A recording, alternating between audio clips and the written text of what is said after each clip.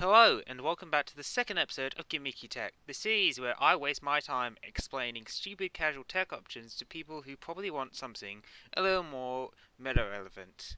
If you watched the first ever episode in this series, you may recall me saying the video is a one-off video, but due to a combination of coronavirus fears having me locked up in my room and just really needing an excuse to make more proper videos, here we are.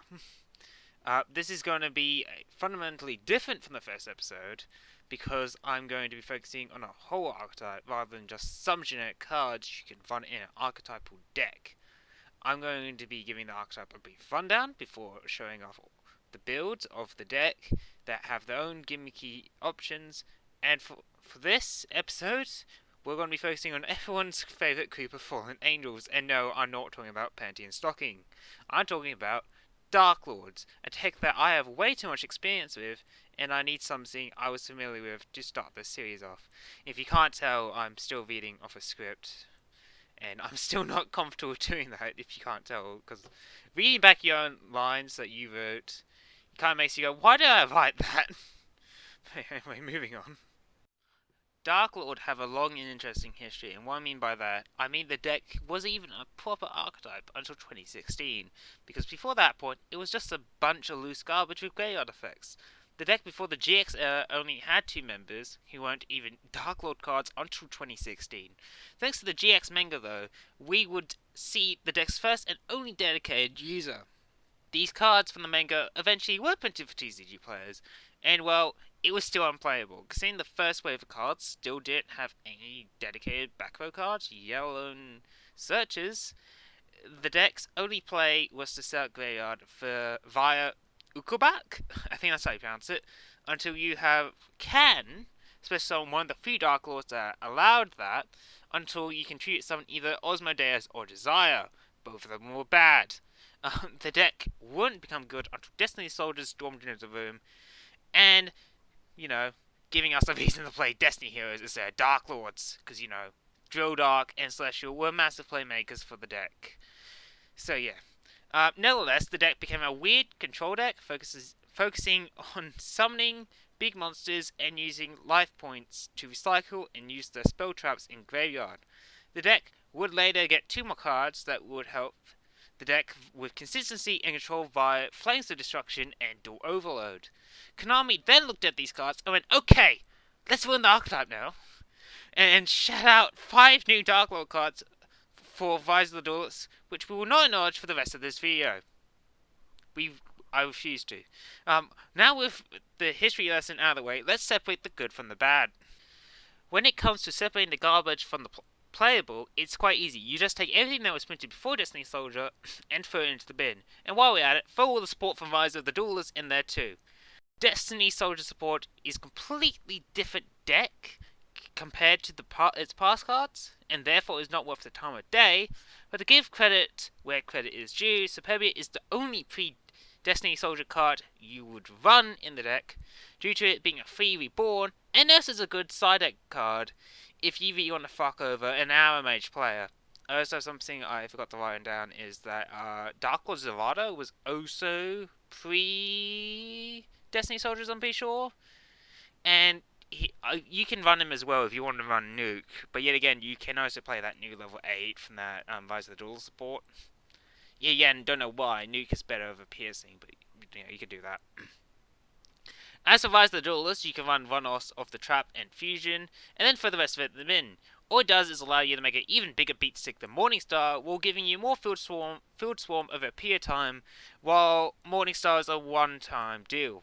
Now, with the garbage thrown out to be burned with the rest of Destiny Soldier, because Destiny Heroes are irrelevant to this video, and I can't remember what the third archetype was, it was Abyss Actus. We can talk builds, and let's start with the pure build. As you see on the screen, I have displayed my latest build of the deck, and going for ratios, you really want to max out on 5 different cards.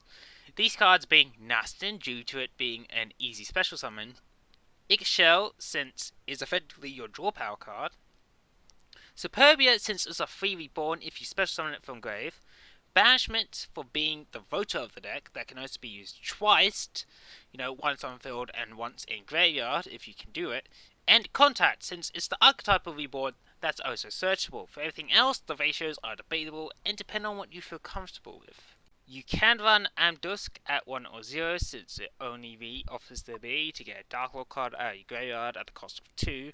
Zavado I run at 3 since it's a good generic new card you can summon off of Superbia and then make into a rank 8 or into a Link. Texas Protocol is a protection card that I run at 3 because it also has the recycle effect when it's on board. And finally, you have the main deck boss monster, Darklord Lucifer. Wait, no, that's its OCG name. I meant to say Darklord Morningstar. Side note, if the fusion becomes a Morningstar as well, it's going to be weird considering its OCG name is Lucifer, Darklord of the Morningstar. So it will be Morningstar, Darklord of the Morningstar. Weird localization decisions aside, this card is the reason why you don't run Ukobak or the level 4s, because your normal summon should be used on summoning this guy, because this guy is effectively a massive plus. Going first, it allows you to dump Dark Lords for LP recovery, which is greatly appreciated when you're paying 1,000 life points to recycle your shit, but if you're going second, say hello to a whole board, since he can special summon Dark Lords from deck or hand, depending on how many effect monsters are on the board that your opponent controls. This card is pick at 3 and risky at 1 because you don't know when you might allure it away, so it's best at 2. The backer is a mix of 3s and 2s, so I believe you are all intelligent enough to figure out the ratios for them, with only a one-off copy of Rebellious Darklord for those who want to make the fusion. Since it is bricky at, I say, any higher than 2, and it is also searchable by banishment. The extra deck is flexible, with it going well as either a heavy XYZ deck or a heavy Link deck, with the only constant being their Link Condemned Darklord. This card's not only incredibly easy to summon, it's a voter foolish for Darklord monsters and lets you summon Morningstar without losing onboard resources at the cost of losing graveyard resources. You can run 2 at min or 3 at max. It doesn't really matter, I prefer to run it at 2. As for the XYZs you can play in the deck, because Link summoning in this deck is for people who wish Level Eater was unbanned for stupid loops, you can run a rank 7 to 10 engine quite comfortably, while the Dark Lords can be special summoned, well, once per turn. You can still make rank 8s due to Superbia into Zavada combo, and some reason I know is online. Morningstar can get around the special summon restriction, which can make a Morningstar into a double XYZ summon generator if done right. Not sure if this works in real life, just keep that in mind. For rank 8s you can play, there's obviously stuff like Hope Harbinger, Felgrand and all that, but those are boring, so let me introduce you to my favourite rank 8, Castrum. This boy has been banishing extra deck cards before Fusion Trish made it look cool. And it's a good option to certain decks that focus on XYZ, Synchro, or Fusion strategies, since he can negate effects of those monsters if he can return monsters of the same type back to the Banner Zone. Keep in mind, he is printed independent layer, so he isn't designed with links in mind, but you can still remove them from the extra deck, so that's an upside. Also, real quick, before we move on, I just want to bring up the Star Seraph engine. Now, I know it's mainly used in Cyber Angel decks, but if you rather focus on, well, not summoning Morningstar and rather do extract plays, mainly Links or XYZs even maybe, the deck can enable you to make attempts for more searching and enabling plays. You can also achieve the same with a simple Trickstar engine, but with light stage limit, probably not that viable anymore. Also, before we move on, here's Athena. She doesn't fit anywhere else, and I will mention her here, because if you feel like turning your Darklord deck into a burn one, you can run her, I guess. Just keep in mind the only way you are going to be summoning her without cheating is via Superbia with Foolish Burial, or running Valhalla, so run it if you want to break more often with pure Darklords. Now, instead of wasting your time explaining how to play a normal version of the deck, let's jump right into the far more fun and gimmicky builds, starting with probably the most sensible of the lot, Christia Stun. The good thing of this deck is the fact that it's actually be splashable into any Darklord build due to the fact all you really need to do is run Castilla and trade in. Of course, the low risk comes with low rewards, and all this package does for such a low commitment is to stop both players from special summoning, which is a bit of a hindrance to you, but you do have a way around it. When playing Castilla, it should always be the last thing you summon, so if you do it right, you should be ending on an Ixchel or a Nastin on board. During your turns, you can always negate Castilla using Centified Darklord by either having it sit on board or preferably using a Darklord to recycle it from grave. So, but you can just, stop Castilla from stopping your special summons, making it more of a one-sided stun card. Now, let's say you're maining or even siding the Castilla package. There are some cards you can side in as well for shits and giggles, beginning with Guardian Yados. Now, while the whole Guardian archetype can eat shit for all I care about them, Yados is a beautiful exception since it's a free special summon for your links or rank 8 plays going turn 1 or turn 2. And since you are running Guardian Yados now, you might as well run 2 Talatin for max shitposting. 2 Talatin is another trade-in target and can be a stupid as fuck battle hand trap that you can slide into certain decks, which will lock your opponent out of summoning certain attributes, while also nuking them off the field. Yes, I'm stuttering a lot. I'm not stopping. Just keep in mind, you need to lose at least 2 monsters to battle, and not other means. So with decks of other means of removal does make this a bit useless. Let's move on to something else that's not only more gimmicky, but is a personal favourite of the channel, Time Lords. And no, I'm not talking about the stupid 5D era deck, which is for only the most boring people in existence. We're talking Time Thief Darklords, because the one thing I like more than summoning big dick XYZs is summoning big dick XYZs more often, and that sentence makes no sense when I think about it. And I won't be editing the visuals for that, I refuse. While I will save the explanation of the Time Thief engine for another video, all you need to know is the deck is designed to tobe out a redoer, then use Redoer to remove itself from the board, so you can continue making Darklord plays, because Redoer is taking up a precious spot, because if you still play Master Rule 4 for some reason. Master Rule 5, you can afford to keep the Redoer on board, so he is more primed for hack plays, but you can always banish him anyway to put Chronocoder for link climbing after you use up your condemned Darklord, or you could make Perpetua if you have another level 4 on board. Now, you may be wondering, why would I run Time Thieves and Darklords? And because what are the benefits? And the answer is simply none.